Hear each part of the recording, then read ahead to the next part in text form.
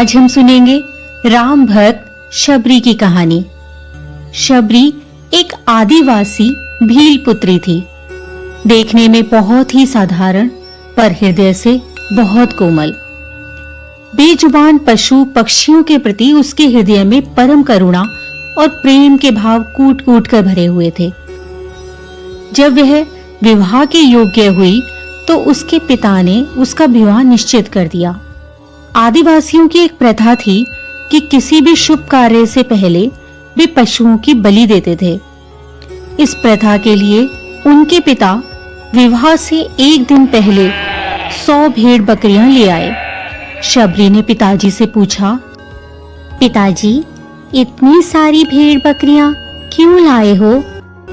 तो पिता ने कहा, पुत्री, कल सुबह से तुम्हारे विवाह कार्य और विधियों को प्रारंभ करने से पहले इन सभी भेड़ बकरियों की बलि कुल देवी को प्रसन्न करने के लिए दी जाएगी, ताकि विवाह में किसी प्रकार का कोई विघ्न न आए और सभी कार्य सरलता पूर्वक पूर्ण हो जाए। ऐसा कहकर पिता वहां से चले गए। प्रथा के बारे में सुनकर शबरी का मन द्रवित हो उठा। वह बहुत दुखी हुई। उस रात शबरी को नींद भी नहीं आई और वह पूरी रात उन भेड़ बकरियों के पास ही बैठी रही। उसके मन में एक ही बात रह रह कर उठ रही थी कि कैसे वो इन बेजुबान पशुओं को बचा पाए। तभी अचानक शबरी के मन में एक ख्याल आता है कि यदि वह सुबह होने से पहले भागकर जंगल की ओर चली जाए तो इन जानवरों की जान बच सकती है। शबरी यह बात भी भली भांति जानती थी कि यदि वह इस घर से एक बार चली जाएगी तो उसके बाद वह घर वापस कभी नहीं आ पाएगी। परंतु उसका चित्त किसी भी प्रकार उन बेजुबानों को अपनी वजह से बलि चढ़ते हुए देखने के लिए तैयार नहीं था। सो उसने खुद से पहले उन जानवरों के विषय में सोचा और उसी पल शबरी घर से निकलकर एक घने जंगल की ओर चल दी। अकेले शबरी इस प्रकार घने जंगलों में भटक रही थी। तब शबरी ने शिक्षा प्राप्त करने की सोचकर कई ऋषि मुनियों के आश्रम में दस्तक दी, परंतु एक छोटी जाति की होने के कारण सभी ने उसे धुतकार कर निकाल दिया। कोई भी ऋषि मुनि उसे शिक्षा और ज्ञान देने के लिए राजी नहीं हुआ।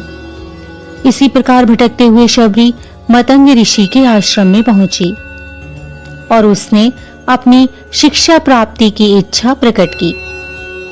मतंग ऋषि ने पूर्ण प्रसन्नता के साथ शबरी को अपने गुरुकुल में स्थान दे दिया। इसके लिए मतंग ऋषि को अन्य कई ऋषि मुनियों के कोप का और विभिन्न प्रकार की तरह तरह की बातें सुनने का तिरस्कार भी सहना पड़ा। उधर शबरी ने बहुत ही जल्द आश्रम और गुरुकुल के नियम, कर्म और आचरणों को बहुत ही आसानी से अपना लिया और दिन रात अपने गुरु की सेवा में लग गई।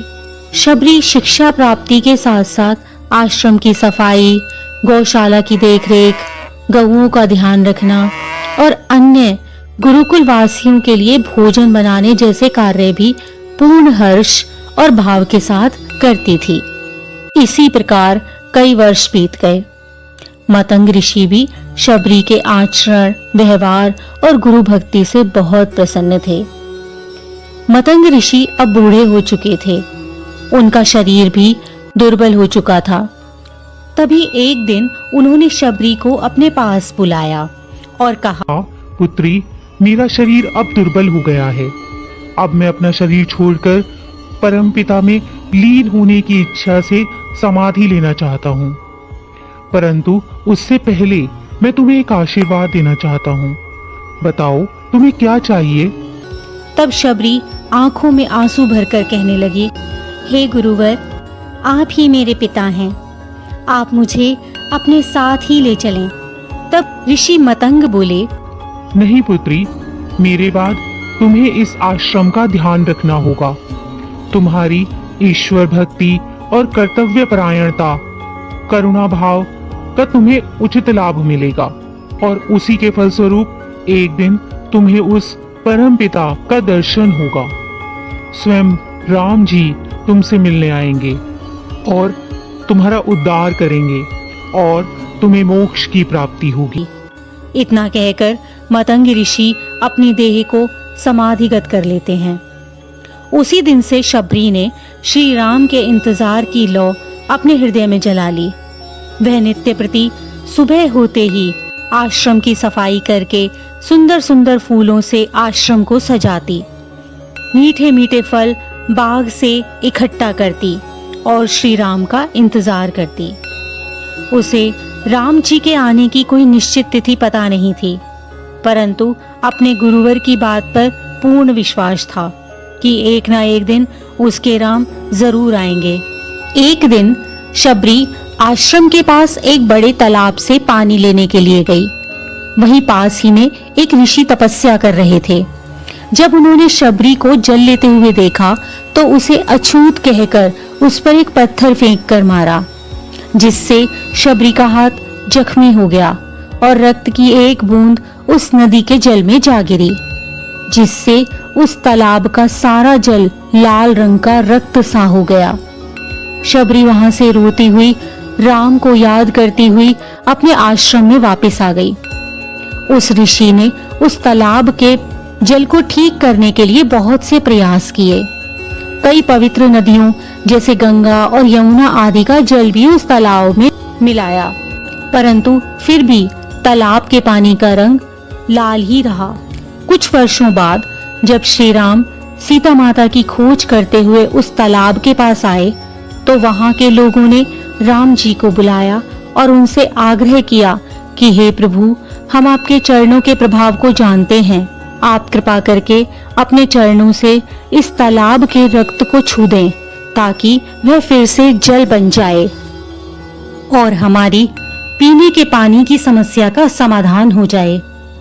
उनके आग्रह पर राम जी ने उस तालाब में अपने चरणों को रखा, परंतु उसका कोई प्रभाव नहीं पड़ा। जल पहले जैसा सुर्ख ही रहा। तब श्री राम ऋषि से कहते हैं, हे ऋषिवर, आप मुझे इस तालाब की संपूर्ण कथा सुनाएं कि कैसे इसका जल रक्त में परिवर्तित हो गया।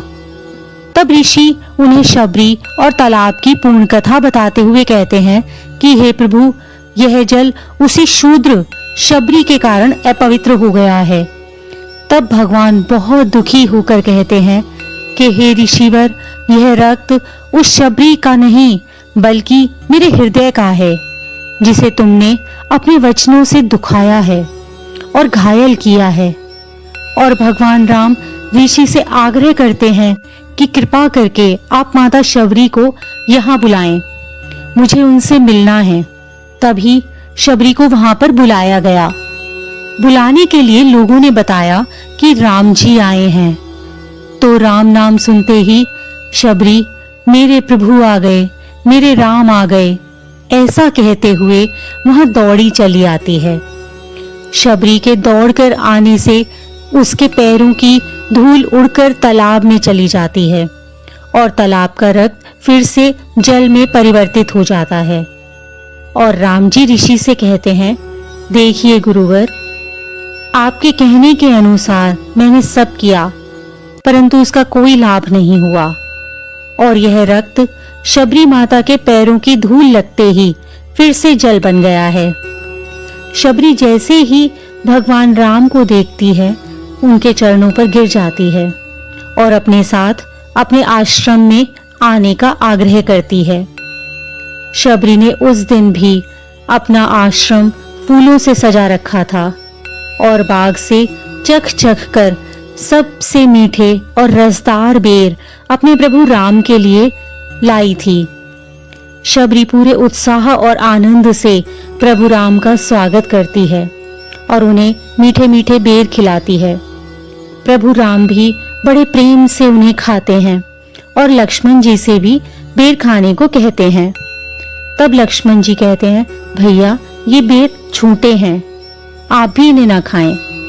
तब श्री राम कहते हैं, लक्ष्मण ये बेर छूटे नहीं बल्कि सबसे मीठे हैं, क्योंकि ये प्रेम और भाव से भरे हुए हैं और भगवान राम और भी अधिक प्रेम से उन बेरों का आनंद लेते हैं।